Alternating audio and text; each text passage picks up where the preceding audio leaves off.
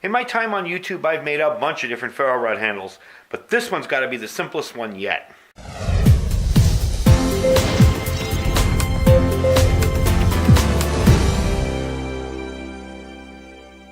Alright, what we got here is your typical run-of-the-mill Coughlin's ferro rod. Basically any of these same sized ferro rods will work for this. That needs to stop rolling around. There we go. And what I'm going to do is, first of all, get rid of the striker, because I'm always carrying a knife. Get rid of this cheapy paracord, and break off this piece on the end here. This is just glued in there. It's really not in there with any kind of force. So I'm just going to put it in my vise, break it off, and we'll come back and I'll show you what I'm going to do. I put this in here, I just moved it like this, and it just pushed right out. So there isn't much to it. There's not a deep, whole lot of stuff down in there. As you can tell, there we go. And there was barely anything in there. So it's not a huge ferro rod.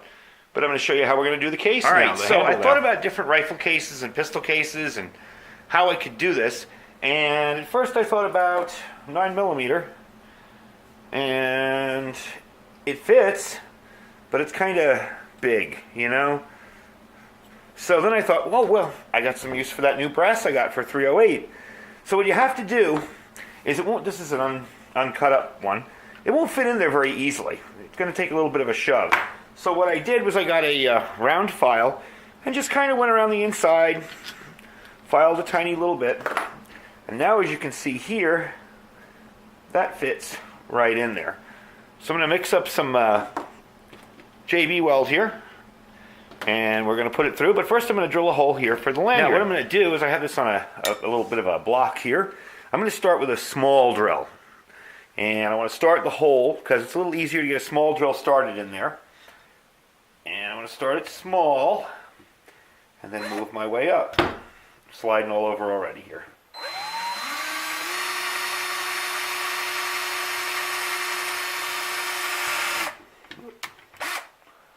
Okay, we're through there.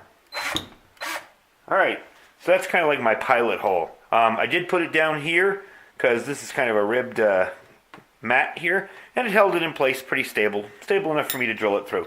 So now we're going to take it up another size larger. All right, that's the size drill. I'm going to go straight for it. I'm not going to go up a little bit at a time. I may go back down on the bottom here, I may not.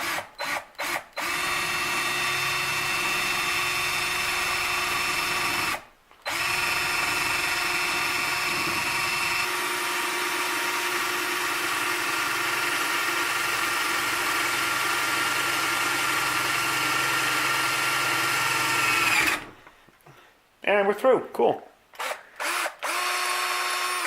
All right. Now we'll take it up one more step.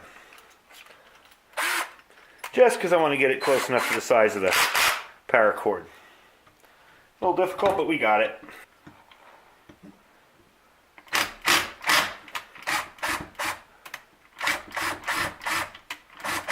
Inside and out there. All right. Now to get to the other side and pull it through. Brass is a little thicker than I thought it would be.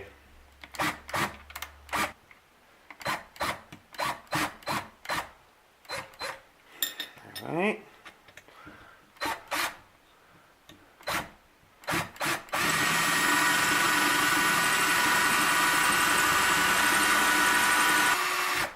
There we go.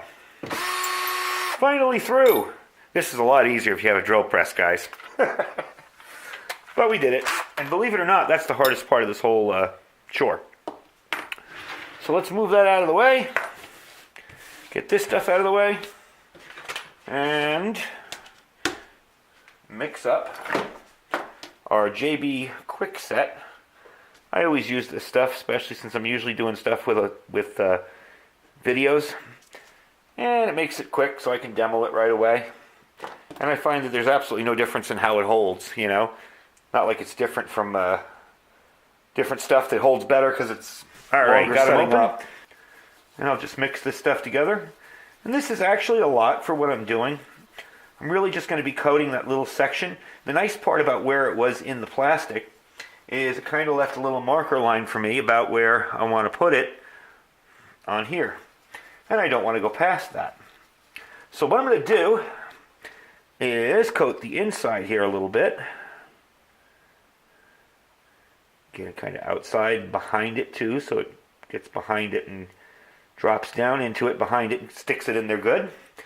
And I'm going to put a little on the end here. That should do it. This is why I never throw these chopsticks out when I eat Chinese food. Always finding uses for them.